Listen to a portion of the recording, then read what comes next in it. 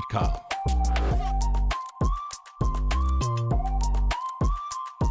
Good morning, good morning, good morning, good morning. This is Conversations with Ron Richardson on WBOK 1230 AM, streaming worldwide on WBOK1230.com. Remember, guys, you can also catch us on YouTube. You can also see us in studio. Good morning. This is Conversations with Ron Richardson. I'm your host. And, each and every week I like to bring you very inspirational topics and talk about disability, drug addiction, everyday life issues, and just advocacy for everybody. And today is not going to be any different. And I would like to welcome my very special guest, my main man, good friend, newfound extended family, Mr. Maurice Trosclair, aka Miracle Mo. How are you, sir? Good morning, Ron. It's great to be here. It's great to be anywhere actually. Mm-hmm. Uh, after all I've been through, but yeah, it's really it's a pleasure to be here to be able to discuss sudden cardiac arrest and talk about my journey. Right, man. I am glad you are here, man. We had some mishaps to get you in studio, but you are finally here, man. And I am just very excited to have you here and excited to hear your story. So I gave you a brief introduction, and what we like to do here on Conversations with Ron Richardson is I like my guests to do their honors and introduce themselves to my listening audience. So take it away. Yeah, I'm a local New Orleans, born and raised. Mm-hmm. Grew up on Willow Street between Eagle and Leonidas. Family of nine, Right. and a local musician. Okay. And over the years I've really become ingrained in our culture, and I'm a big fan of it, and try to advance it through my music, Right. and participate. I love the city, so yeah, so I grew up in New Orleans, and it's become a everywhere we go, we travel a lot, and where we go, we tell them from New Orleans, and they're like, wow, Mm-hmm. it's all about the culture. When you say you're a musician, it's like, whoa, okay. Right. But no, it's I'm a two-time sudden cardiac arrest survivor. I'm not here to talk about musician. Right. Okay. but I I'm fortunate to have lived through some really extraordinary circumstances that not many people get the chance to talk about Yeah. after the fact. And so to having the opportunity to share it is really special. It wasn't easy at first, Right. because we had to just figure it out. But once we learned that, I was very fortunate Mm-hmm. considering the survival rates of people with that have sudden cardiac arrest. Um, it became, a responsibility to tell people, because so many people are dying that should not be dying. Right. And it's just so easy to save a life. It really is. And I have two distinct episodes that illustrate that, that perfect strangers, people you don't even know, see you in distress, Right. and step in and, you know, do not let you die on their watch. Mm. And so that that whole concept of community and um, being the recipient of that love, that care, that citizen involvement is very humbling, Right. and it, Right. it injects instills a responsibility to try to give back. Hmm. So tell us about that experience, man. The first experience with sudden cardiac arrest. And I want you to make the distinction, you know, sudden cardiac arrest is different from a heart attack. So take us back to that first Absolutely. experience and how did that shape Miracle Mo and, where you are now? Yeah, well, it was Valentine's Day 2017. I was working at Lakeway 3 building. I had a day gig. I was a geoscience technician where I did subsurface mapping. It was a very technical job. Mhm. Also a musician. And it was Valentine's Day. And the next day, just so happened, I was going to be flying to New York with Delphio Marcellus and the Uptown Jazz Orchestra Okay. to perform at Jazz in Lincoln Center. Yeah. So it was a very stressful day. I had a lot going on that day. Um, uh, every day I like to run at lunch. So I run on Levy. Mhm. Something told me to cut that run short that day. I had a lot going on, Right. but I typically ran 3 or 4 miles. I cut it to two. Mhm. Came back to the building to change and go back to the office, at the health club.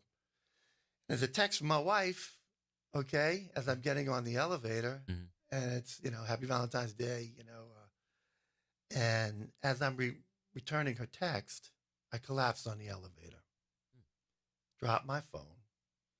The elevator doors close, and we go up to the ninth floor where the health club is. There was two people on the elevator. One person held the door. The other one ran to go call 911. Mhm.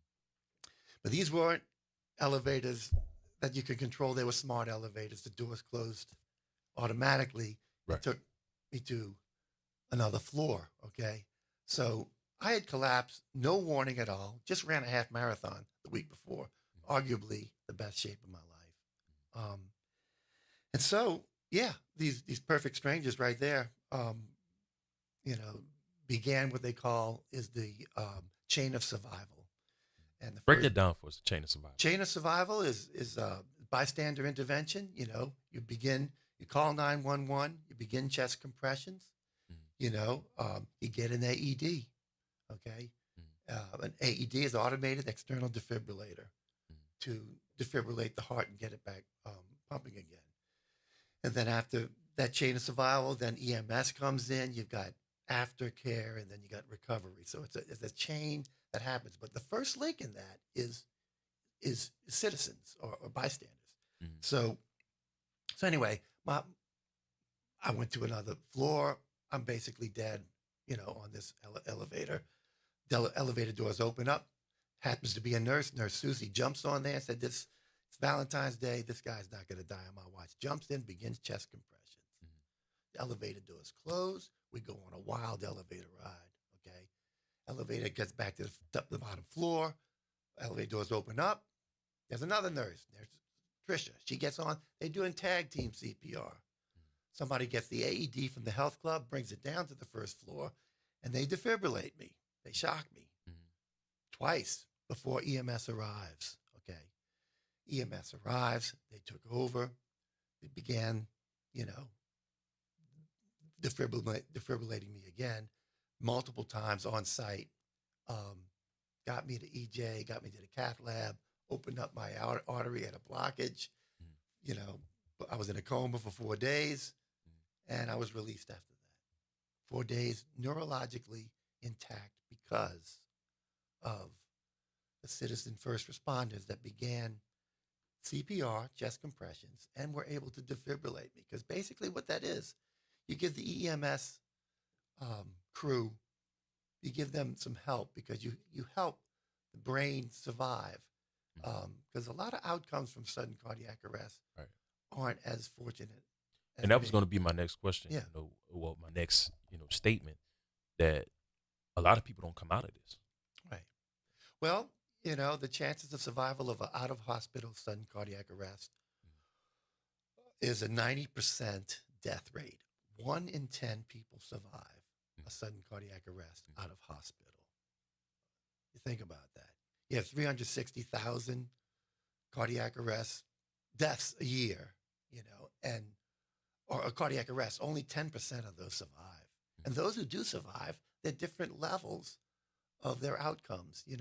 If they get quality CPR, they will have better outcomes and get defibrillated earlier. But the later that happens, you get more brain damage because of the anoxic brain injuries. Mhm.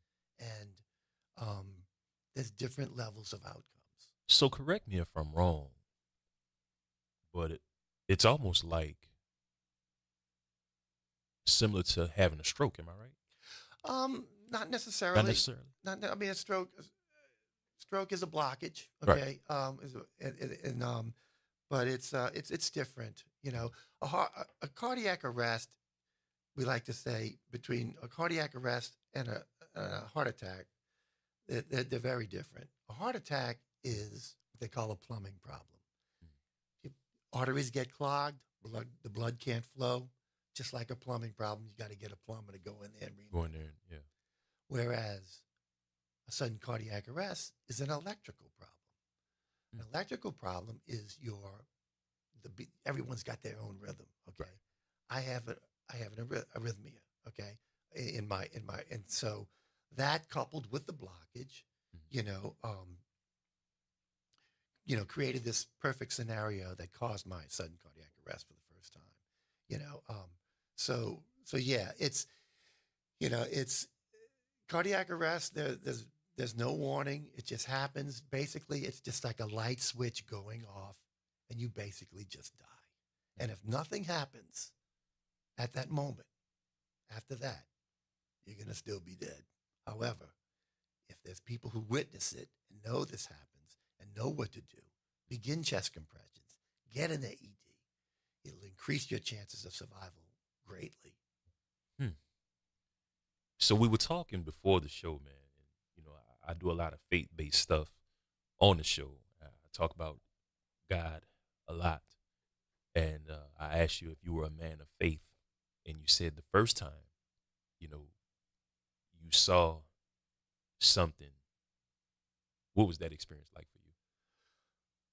Well, when I collapsed the first time, I had two sudden cardiac arrests. Mm-hmm. Okay, one was in 2017, and the other one was in May of 2021 in Yosemite, and that's another experience which we'll get to. Okay. Um, but the reason I brought up the second one is that there was two distinct experiences.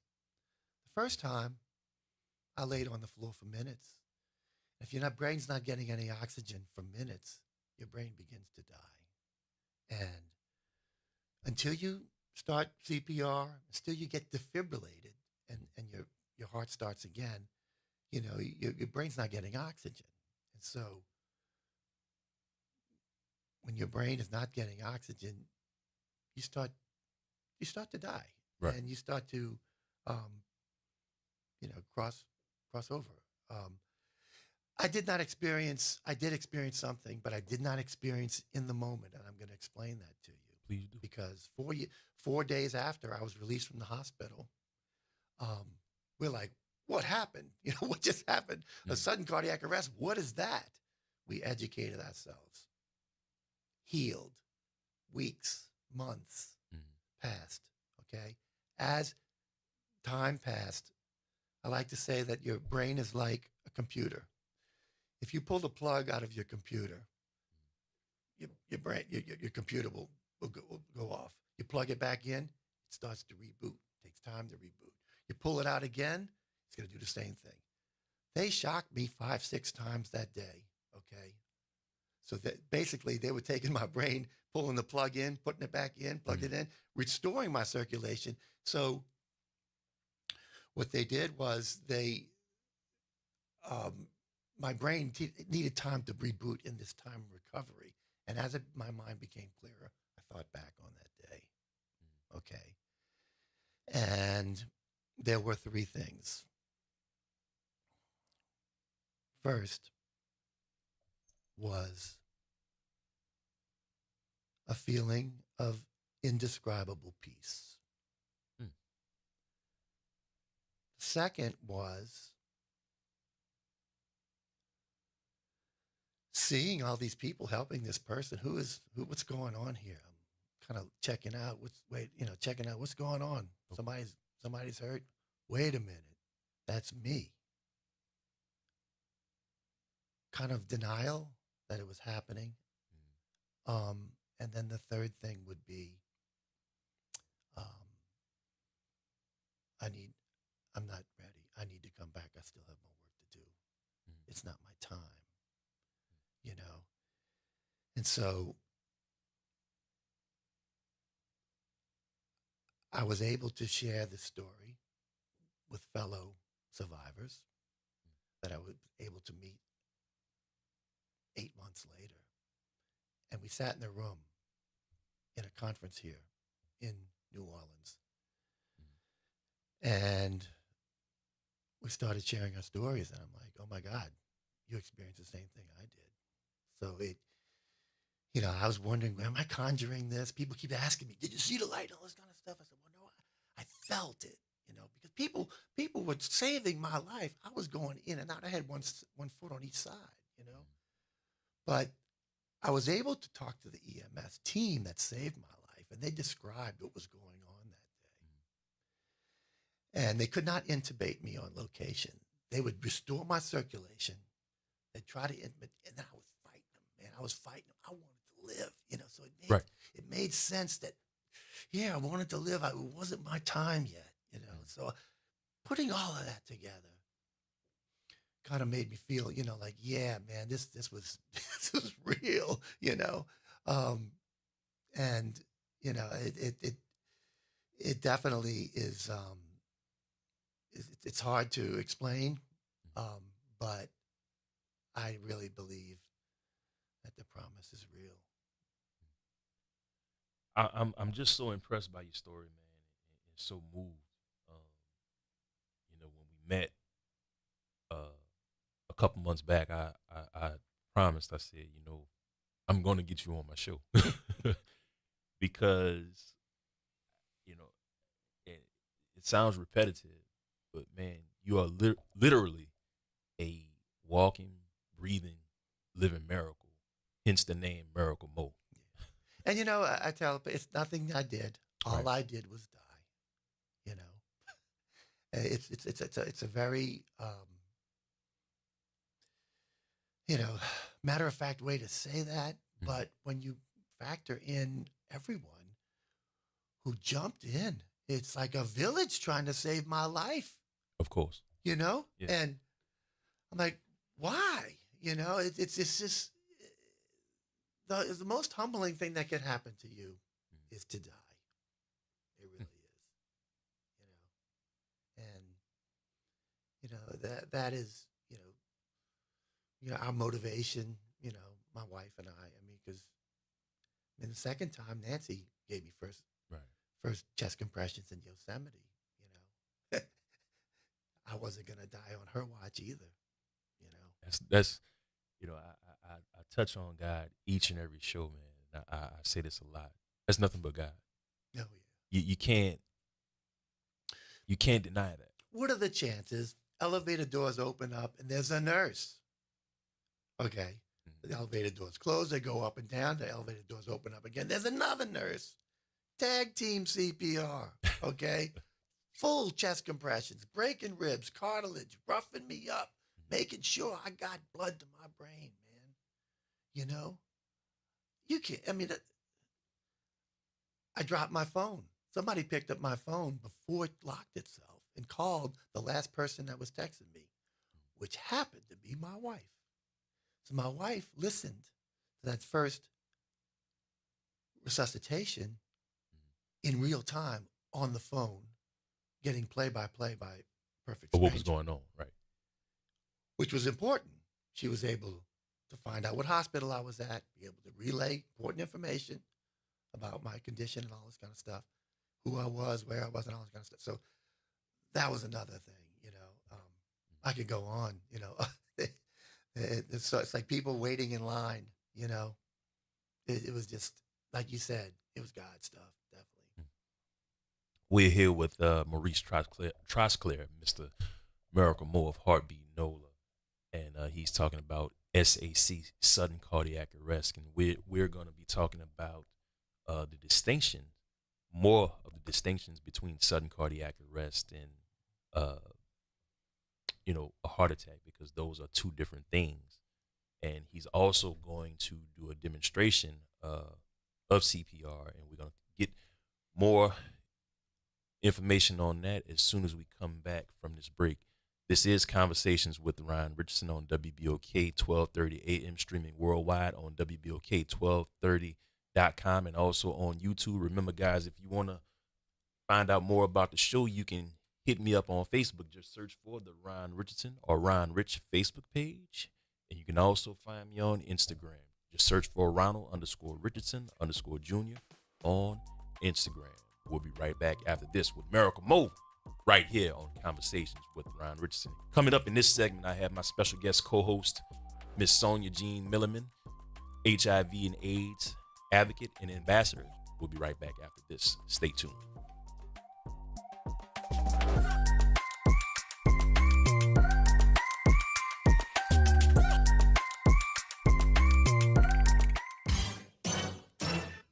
Hey, this is D. Riley from the 90s Hits R&B Jams. Make sure you listen to WBOK 1230 AM every Saturday night from 7 until 9 p.m. I'll be giving you the best R&B jams from the 90s. That's right, all your favorites and more. With me, D. Riley, your host of the 90s Hits, right here on WBOK 1230 AM, or listen online at WBOK1230.com. WBOK, the station you listen to longer. Hey family, Ron Richardson here, host of Conversations with Ron Richardson. If you're looking for quality catering and barbecue, you need to contact my friends at Kuzan's Catering and Barbecue Team. Mr. Eddie Bunch and Kuzan's have been serving the West Bank since 2013 with their quality selection of barbecue and seafood. If you're looking for quality catering, be sure to contact Kuzan's Catering, located at 618 Westwood Drive in Marrero, or you can go to kuzansonline.com for more information for all the services that they offer, or call 504-233-4227. Catering done the right way just for you. That's Kuzan's, baby. New Orleans, you want to know what we're talking about? Tune in every Saturday morning from 9 a.m. to 10 a.m. on WBOK for Conversations with Ron Richardson. The topics will always be hot and the conversation will be all the way live. Meet us there. We'll save you a seat. We can also talk about you and your business as a sponsor of Conversations with Ron Richardson. Contact Ron at 504-874-4584 or email him at richardsonronald024@gmail.com for more details. WBOK online at WBOK1230.com. It's the place where we can be open and honest about real life issues. You're listening to Conversations with Ron Richardson, live on WBOK and online at WBOK1230.com. Welcome back.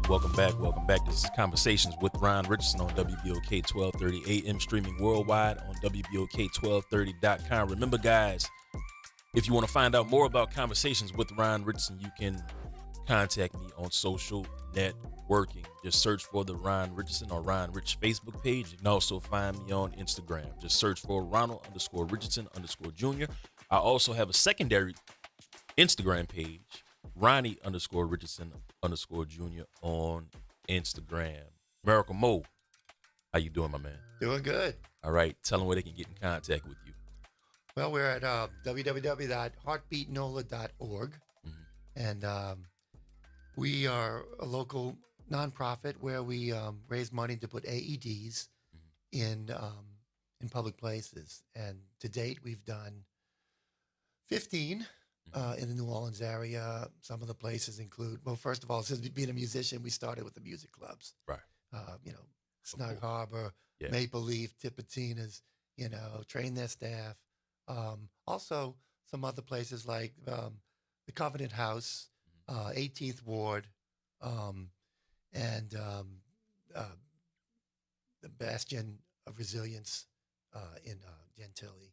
And so we try to get the word out and explain, how important it is to know CPR and learn about sudden cardiac arrest, how to give CPR, and how to save a life. Right. And I would also like to welcome in studio. I finally got her in WBOK with me. HIV and AIDS ambassador, Miss Sonia Jean Milliman. She's going to be co-hosting with me today. How you doing? I am good. It's been a long time. I'm sorry, boo. It has. It has, actually. There's been a lot happening in my world, and this rocks. Right. This rocks because going and having this equipment into places goes hand in hand with our kiosks that we hand out at my office. That we have Narcan available, fentanyl testing strips, and it's all in a shelf, and we replenish it. So it kind of goes hand in hand. I mean, we're in Baton Rouge, but having something like that also in the locations where we have our kiosks with our fentanyl testing strips and stuff would be amazing. I love that. Thank you for doing this, Maurice. I love it. And once again, man, Mo, I'm glad to have you here, man. Like I said in the last segment, you are literally a walking, breathing, living miracle, man. And you're my main man because you inspire me to keep pushing. You inspire me too, Ron. Yeah. 100%. Yeah. So tell us a little bit more about Heartbeat Nolan and different things that you guys have going on. Yeah, well, the first cardiac arrest I had was in 2017. Mm-hmm. After that, we educated ourselves, and we realized that so many people are dying that shouldn't be dying. And after I recovered and time passed and back to doing what I was doing before, and we figured, well, maybe it's something we can do. So we started Heartbeat NOLA and said, well, why don't we start with the music clubs? And so our first installation was Snug Harbor Jazz Bistro on Frenchman Street, where I was playing with Delphio Marcellus, an Uptown Jazz Orchestra, every Wednesday night. And if I'm going to be there every Wednesday night, I want to see an AED there, So we did an install there, and Wesley Schmidt the late Wesley Schmidt was there. And he felt, and we did too, that we need to pay this forward, So what he did is he put forth the money to purchase another AED. We went to Tipitina's. Tipitina's partnered with us on my record release, did an event there, paid it forward to the Maple Leaf. So we've created this daisy chain of installations. Right. And so, we advocate, sudden cardiac arrest awareness and teach CPR, both just hands-only CPR and certifications are available too. But, our mission was basically, just getting the word out and trying to save lives. We have 3 documented saves to date. Okay. 3 lives saved through our mission, through our installations. And 3 is a miracle. 3 is amazing. 1 is amazing. I'm actually one of those. Yes, you are. Because having educated ourselves when we were in Yosemite National Park, if it was ever going to happen again, we wanted to know what to do. And my wife was ready. Yeah. And I'm telling you, man, she knew exactly what happened. I just, boom. And she was there giving me chest compressions within seconds, not giving my brain a chance to die. Right. You call 911. You go get an AED. Directing traffic of perfect strangers who like, okay. She took charge, right? Yeah. Yeah. And luckily, Cal Fire's a half block away. They're having lunch. They come in with the AED and began that chain of survival. Yeah. And once again, a near perfect chain of survival happened to me twice. All right, so man, I want to switch gears here, and you brought a modeling with you to show us how to do chest compression. So why don't you tell us what you have here? Yeah. Okay. So one of the first things about sudden cardiac arrest is recognizing. If you see somebody, I got chest pains and everything, probably having a heart attack. Right. Okay. Because there's a big misconception that a heart attack and sudden cardiac arrest are the same thing. They're not. Okay. A sudden cardiac arrest is a situation where you just collapse and die. Okay. And you'll still be dead until you get defibrillated with one of these, which is an AED. Okay. So. And you have your model there, Big Red. Am I right? The Big Red. This is Big Red. Okay. And what we do is when we train, this is one of these responsive mannequins, which gives you, it gives you like lights, gives you performance indicators of what the quality of your CPR is, because you need to press hard and fast in the center of the chest at 100 to 120 beats a minute. Okay. So am I on camera or whatever? But anyway, here we go. We got you. Okay, so let's just say we're walking, we're at a second line, okay, in the treme. Okay, and all of a sudden this guy goes boom on the ground. There he is. We saw him collapse. He's on the ground. It's like, hey, bro, you okay, man? You okay? Nothing. No breathing, no response, nothing. You call 911 and you go get an AED. Maybe they have it. And then you begin chest compressions, which is between the nipples, like this, the palm of your hand going down like this, and you go. Boom, boom, boom, boom, boom, boom, boom, boom. Staying alive, staying alive. Staying alive, staying alive. And then you do it, keep doing. For adults, we don't do breaths, rescue breaths. Because they figured the time it takes for you to go in the air, do the breaths, open the airway, and do all of this stuff, you could get more oxygen to the brain by doing chest compressions than doing 2 breaths. Yeah. It's not the same for prepubescent children.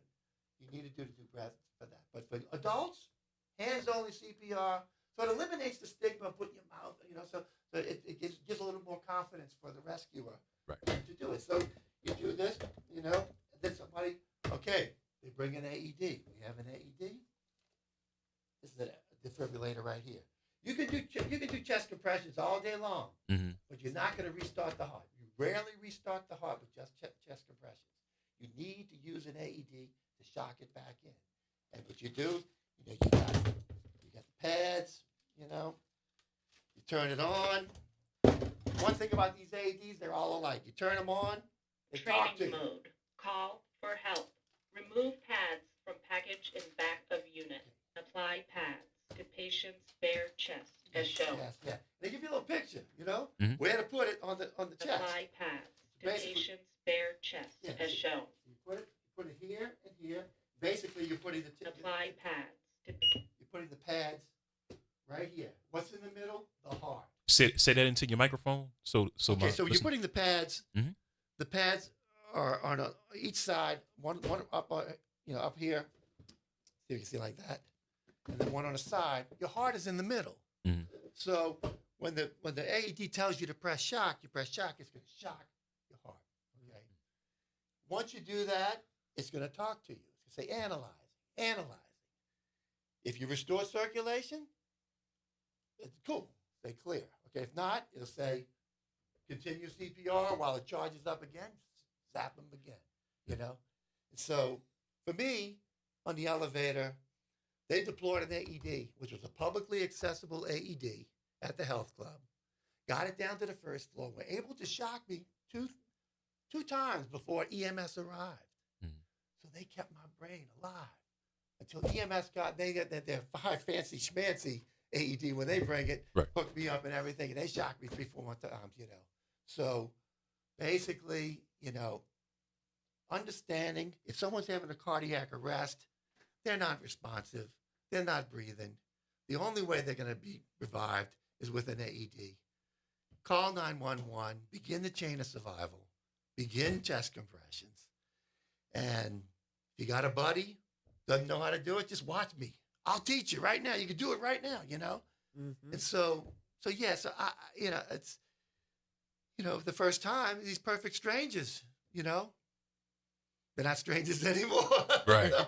Yeah, of course they're my family now, That's how it but goes. yeah, Nurse Tricia, Nurse Susie, oh my God, and then, then the second time, Nancy, my wife, so yeah, it's knowing what to do, recognizing it, and being able to act is the most important thing. That's the thing, I want to touch on is being able to act, because let's be honest here, you can go through all the training that you want, but it's being able to act on instinct, being able to act immediately and doing the necessary things without even thinking.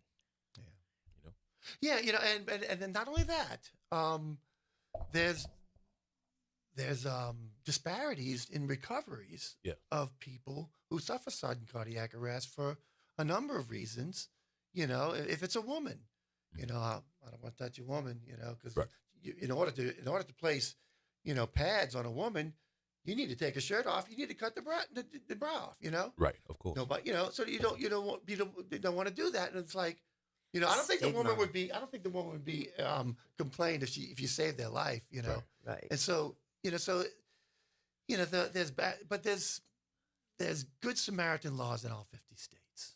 Okay, and we're protected. I would much rather be sued trying to save somebody's life than sitting there watching him die. Thank you. Any day. Any day. It's the same with us with recovery, with harm reduction, and us using Narcan. And, it's the same thing. And stigma, stigma comes in all forms and in all areas of life. There's stigma behind this, as you were saying. Oh my God, I can't touch a woman. We get the same thing. Well, I might die trying to save their lives. I'm not touching them. I got to put my mouth on theirs, you Right. know. But some people don't even think about it, and that's why you're here. Oh, yeah. Is because they didn't think about it. They didn't think about anything else. But that's because they had education. They had awareness behind them, That's right. and that's the key to making sure that these things happen. Is that education behind it, and us bringing this awareness. Us doing this show right now is bringing that awareness so that people are hearing this and they're going, well, dang, maybe I need to learn a little bit more about this. Maybe I need to look more into it, because what happens if it is my brother? What if it's my mom? So I applaud you, and I thank you for bringing this awareness. Yeah, it's the messaging of this is so critical in trying to say it the right way and trying to get the people to understand, that yes, I can save a life. I've got these two hands, and when I look back at all these people that just dropped everything, oh my God, this man's in distress. Let's save this man. California was like a village. We had people, the cashiers taking our dogs, and someone's packing up our trailer, driving it down the mountain, setting it up outside the hospital. Perfect strangers we didn't even know. They're all about saving this one individual. Like, oh my God, what a message for all of us as a community, just to, man, let's just love each other, Yeah, not to worry about what we look like or anything, and Exactly. just love each other and take care of each other. That's it. I say this all the time. This is the reason why I started Conversations with Ron Richardson, because conversations like this needed to be had, because everybody goes through something. Everybody's dealing with the issue that the next person may or may not be dealing with. But we all have one common goal and one common purpose as a people, I truly believe, and that is to help people, help each other, be there for each other. And that's why I refer to each and every one of my guests as an extended family member, because you guys are there for me. I'm watching you on Facebook. I'm watching you on social networking. And as I said, it's giving me the motivation to continue on doing what I'm doing. So I'm forever grateful. And Sonia, I'm forever grateful. So he's stalking us, is what he's saying. All right, man. So In a loving manner, he's stalking us. give us a call, man. 504-582-9422 if you want to talk to Miracle Moore. You want to talk to my girl Sonia on Conversations with Ron Richardson. So, Mo,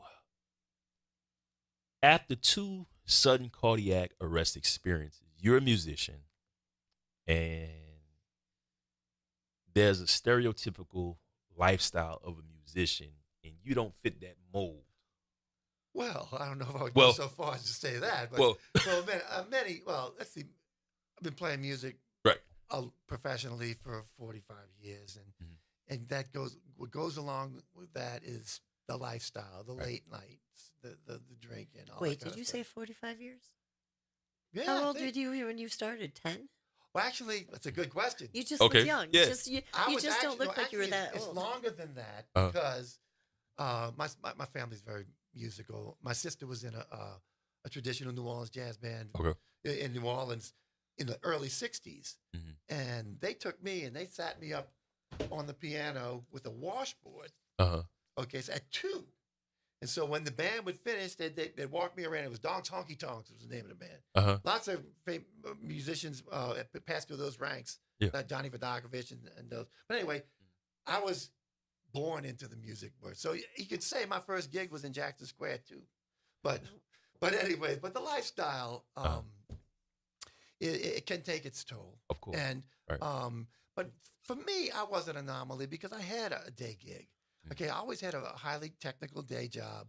I worked in exploration, 3D seismic imaging. So I had a day gig, and my music was my passion.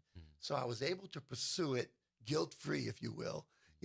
So I wasn't just playing music for a living. It was just part of my existence. So, but yeah, that with the question that you asked about musicians and that lifestyle is one of the motivations of us starting Heartbeat NOLA, Right. because we wanted to, at that time, so many musicians were dying. Dr. John, Alan Toussaint, people were having heart problems, still are, and these are people who have lived that life, who are suddenly starting to experience these health issues. And we're like, man, we need to preserve these culture barriers. We need to keep this. And one of our slogan is keep that funky beat. Keep okay. that funky beat. Right. So we want to keep that cultural, wonderfulness about New Orleans as long as we can, which is why we started in the music and the hospitality industry, because that's the lifeblood of this city, and so everybody, musicians I play with many different bands, and I always share my story with them, and I like to play at heart-safe venues, ones that actually have an AED on site, which is comforting to me. But after California, I was actually, I have an ICD, which is implantable cardioverter defibrillator. I was going to say Okay. the defibrillator. Yeah. And so if I do have an arrhythmia, it'll correct it. It'll correct it, right. It'll do that. So I have one of these things, I with actually me. have experience with those. Do you really? My sister-in-law has one. She had she has hypertrophic cardiomyopathy. Yeah. Did I say that right? Yeah. I yeah. actually just found out I have hypertrophy. But anyways, my sister-in-law at the age of 21, we were sitting at the kitchen table having dinner, or we were just talking, joking, and we were having venison stew. And that's what we were talking about, venison stew. Sorry, not eating it, but talking about it. And all of a sudden, she like, whoop, her hand like flew into the air. Her defibrillator had gone off, Oh, wow. but it was malfunctioning. Mm. So she ended up going in and at the age of 21 ended up getting a heart transplant. But for all those years before that heart transplant, she had that defibrillator. So I have like in those days, and I'm talking early 90s is when she had her defibrillator. So it was probably a lot newer then. Mhm. But science is amazing and how far it come. When I saw him pull out this AED, I was like, that's not one like we had. Like, like, we Yeah. had the big old things. So it's amazing how this work has come, and I'm grateful again for your awareness and bringing it to us. Most definitely. I'm just blown away by this story because you are Exactly. I said I've been saying this through the course of the whole show, a living, breathing miracle. So let's switch gears here, man. Let's touch on your music career. He's thinking. How do you? Yeah, He's thinking over there. You got him. You got him Okay. really You thinking. got me Break stuck. your pause This is- there. you got This- me stuck because I'm like, I was gonna say wow. I haven't seen that in Ron, so you got him really like. That's a good thing, though. I'm trying to figure it out because it's like, I mean, this is so impressive because not a lot of people, and I've said this during the course of this hour, not a lot of people make it through this. I'm blown away by this story. I'm blown away by your advocacy, and just everything that you're doing. And again, to look at Maurice, you wouldn't notice any facts that he's differently abled. Right. You can't see it, and people again they don't realize that there's a lot of us walking around that are differently abled that you may not see, that you may not know. I mean, I'm a full metal jacket. I'm fully caged in my neck and my lower back. I have a stimulator in my back. People don't notice it, but we're here. He's here. Like he's here for a reason. And you said something about your story. no matter what you've been through in life, Ron's story makes a difference in somebody else's life. As we can see. Mm-hmm. And your story makes a difference in somebody else's life. Somebody is going to educate themselves to save their husband. Somebody's going to educate themselves to save their wife. So thank you so much for this. It happened All for right, me. man. Yeah. We got to go to our next break. All right. So hang tight for me. Is that cool? Yeah. All right, man. Hit us up 504-582-9422. This is Conversations with Ryan Richardson. Remember, guys, if you want to find out more about Conversations with Ryan Richardson, you can hit me up on social network and just search for the Ryan Richardson or Ryan Rich Facebook page. You can also find me on Instagram. Just search for Ronald_Richardson_Jr. We'll be right back after this. This is Conversations with Ryan Richardson on WBOK 1230 AM, streaming worldwide on WBOK1230.com.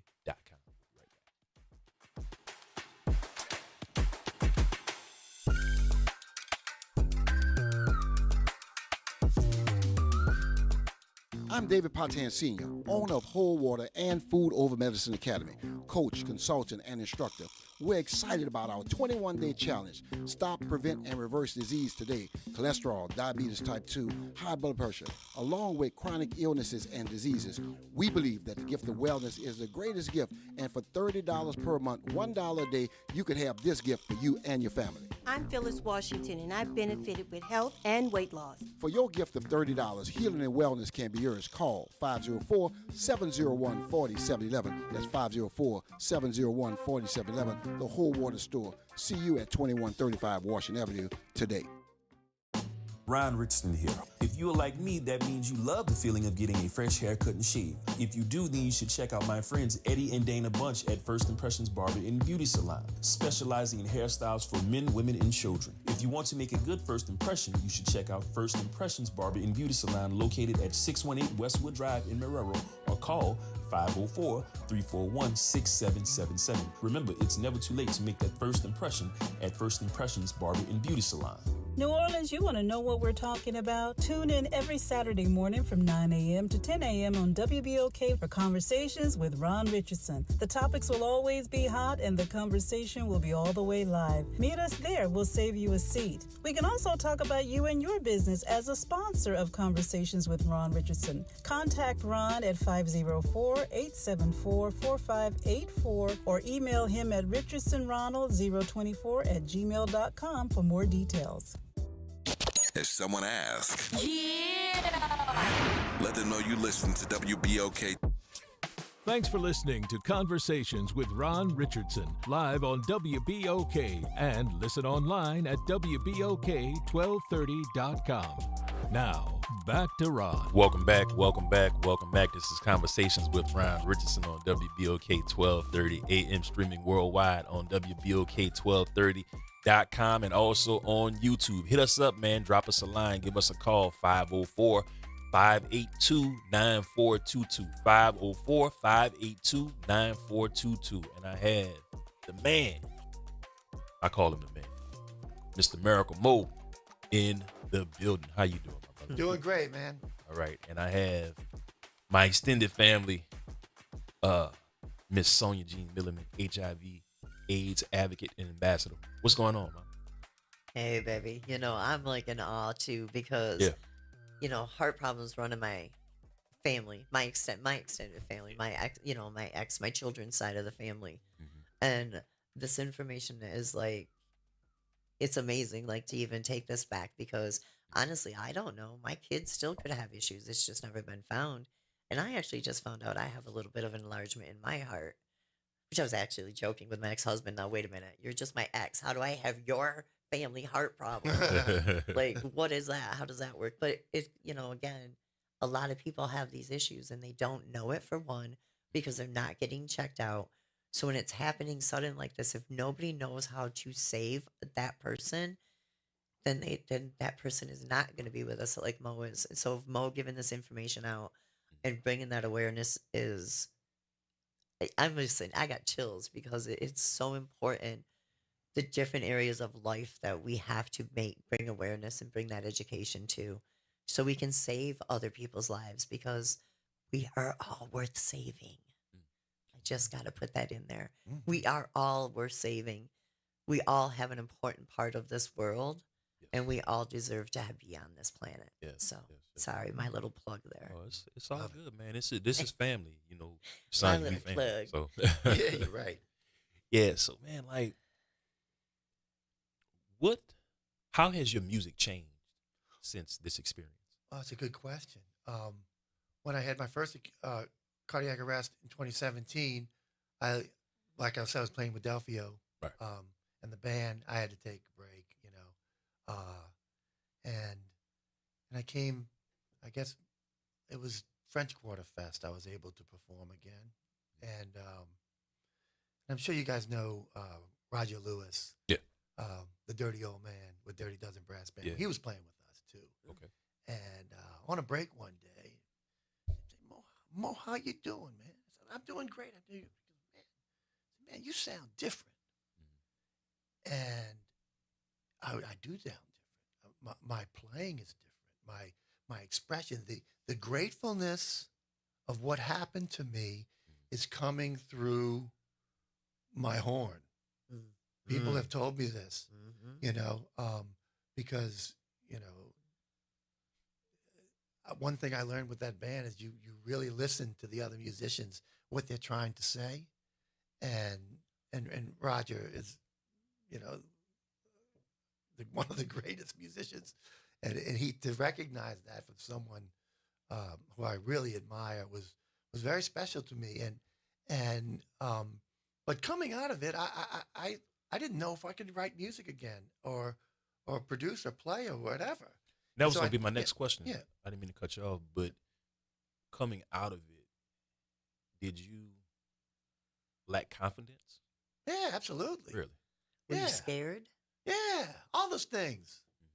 Yeah, man, it's like, what happened to me, you know? But you know, through time, you know, okay, well, let me see if I can pick up the horn a couple of months, blow a few notes or whatever.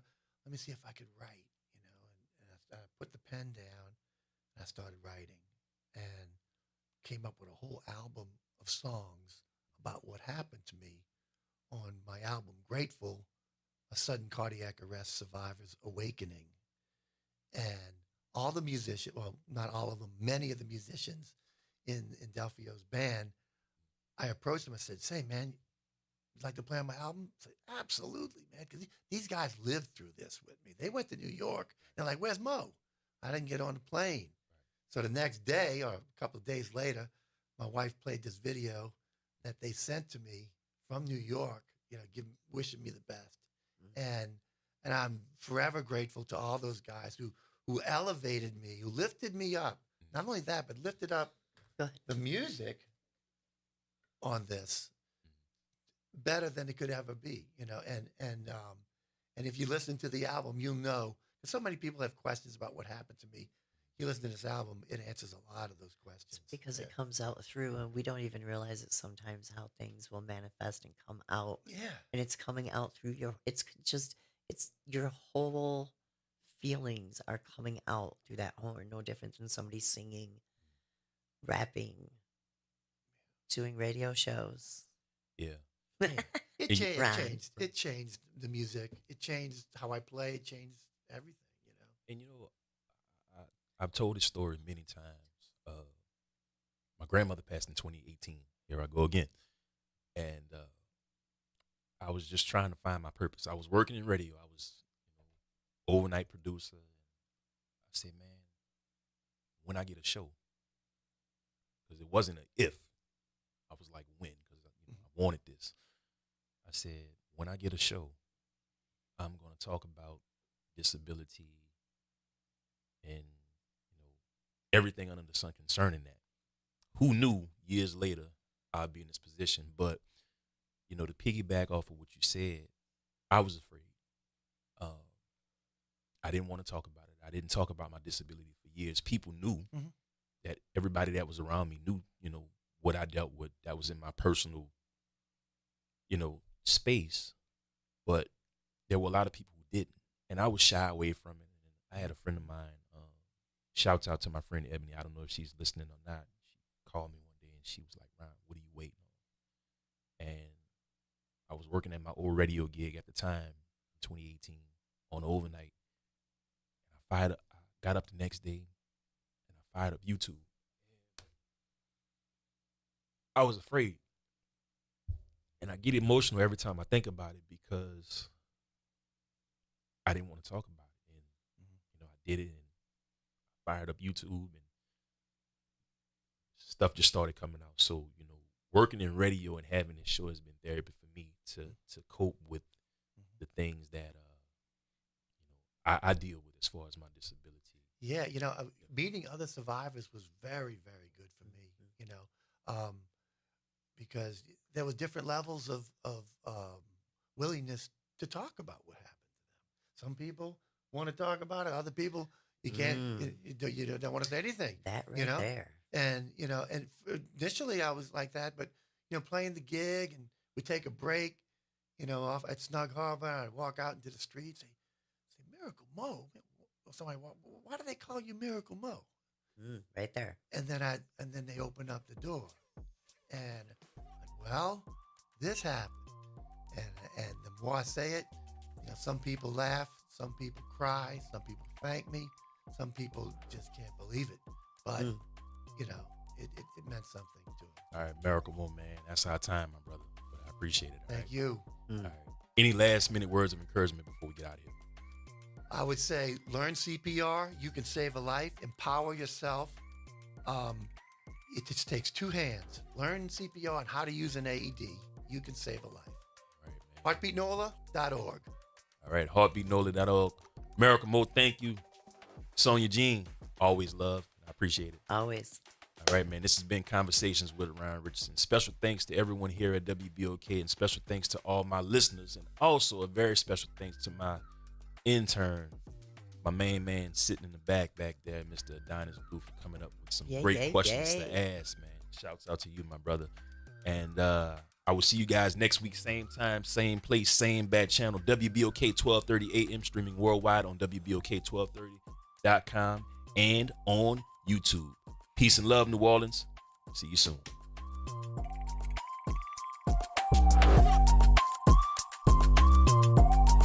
WBOK online at WBOK1230.com.